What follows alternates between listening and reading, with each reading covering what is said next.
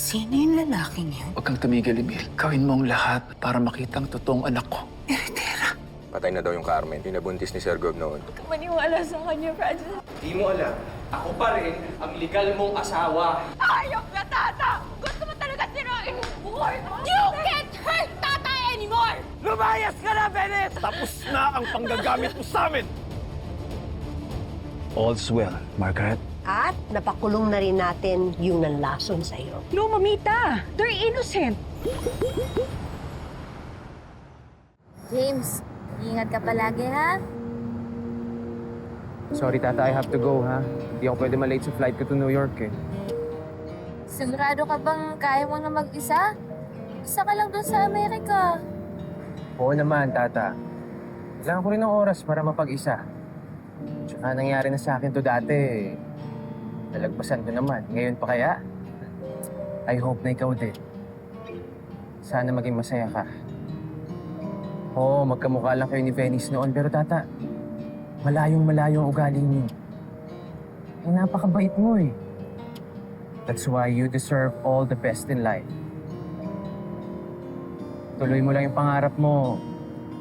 Naniniwala ako, mahanap mo rin ang happiness. Okay? Salamat. Ingat ka, ha? Sige na, Tata.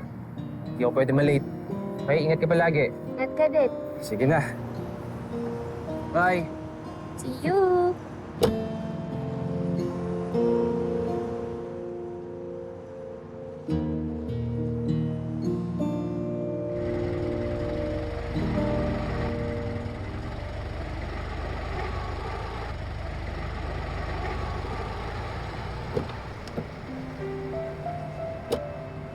Tata. Tata. Pwede ba tayo mag-usap?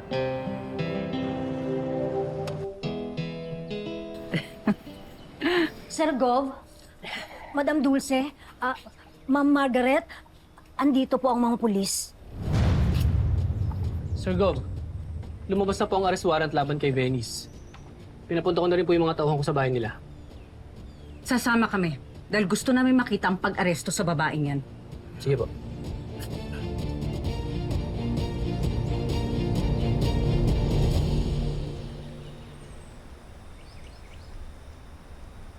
Madam! Madam! May mga pulis po sa labas. Hindi ko na sila napigilan eh. Police? Police? What? Mommy! Mom, what? What's going on? Ano meron? May mga pulis po sa labas, madam. Pulis? Bakit? Hindi ko po alam eh. Pwes alamin mo! Anong nangyayari sa labas? Bakit may pulis? What is happening? Tita Margaret, oh my God! Ano ginagawa nila dito? Mom!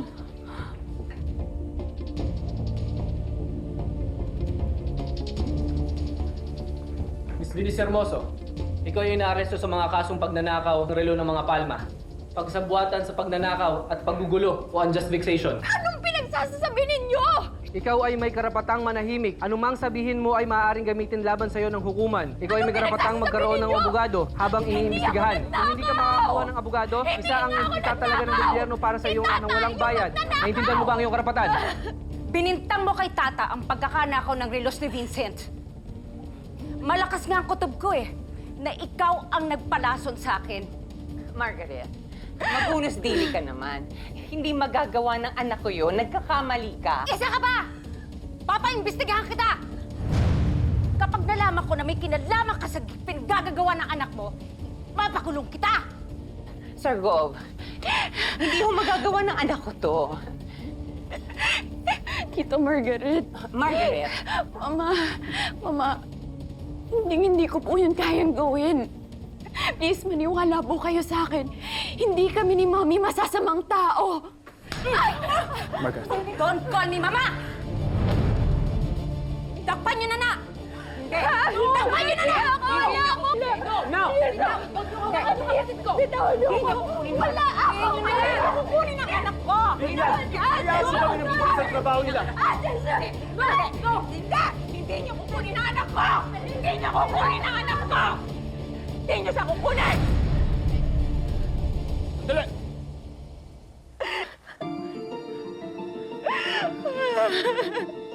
Mami, ayoko makulong. makulong! Ayoko makulong!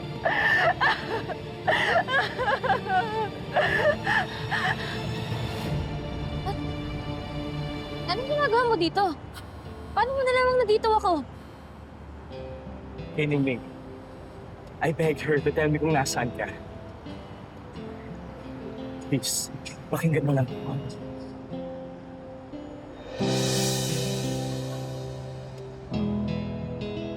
Kahit pang-alam-alam lang sa pinagsamahan natin dati, please stop that. Pakinggan? Eh bakit ba nakinggan mo ba ako dati?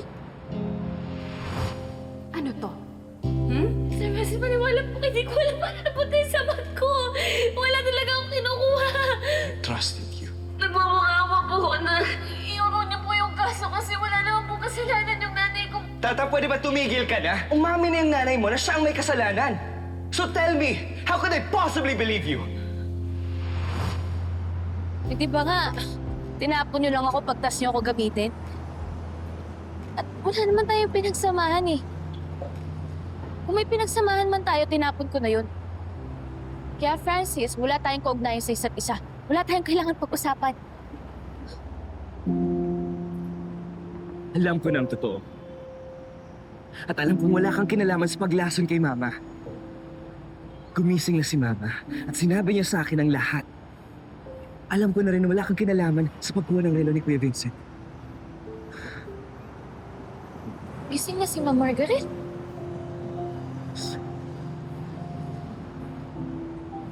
Tata, I know these are just all excuses. But please, sana pakinggan mo lang ako. Ang gulo ng utak ko nun. Si Mama na comatose. I had no idea who to believe or what to do. Tapos si Venice, nilalaso niya ang utak ko, pati na si Sir Go. Nagtatalo ng isip at puso ko para lang sa dapat paniwalaan ko.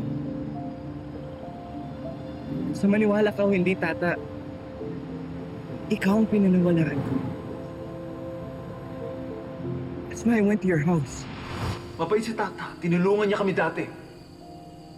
Masipag at mabuting empleyado. Tinulungan niya kayo at naging mabait. Kasi may masama siyang balak. Pinaikot na lang kayo. Huwag kayong tanga-tangahan. That was sweet. I'm sorry, pero hindi mo sila kilala. Sir, anong nataba, Didi? Nagkaroon na sunog, sir. Yan, galing sa bahay niya, no? Yung mga nakatira dyan. Si Tata, ligtas ba sila? Nasa sila? Pinuntahan kita.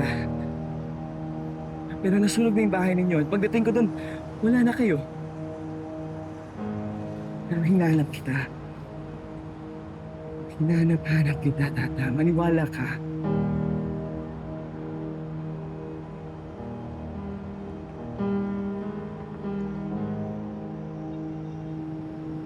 Tata.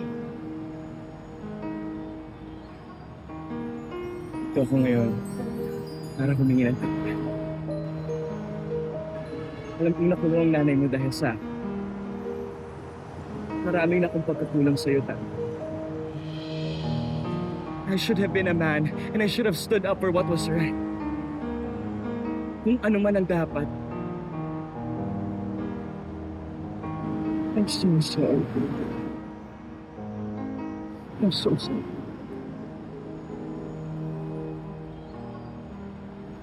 Saya ako nagising na yung mama mo. At lumabas na din yung totoo.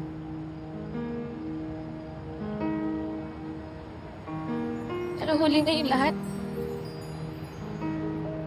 Kasi kahit tanggapin ko naman yung sorry mo, wala namang magbabago.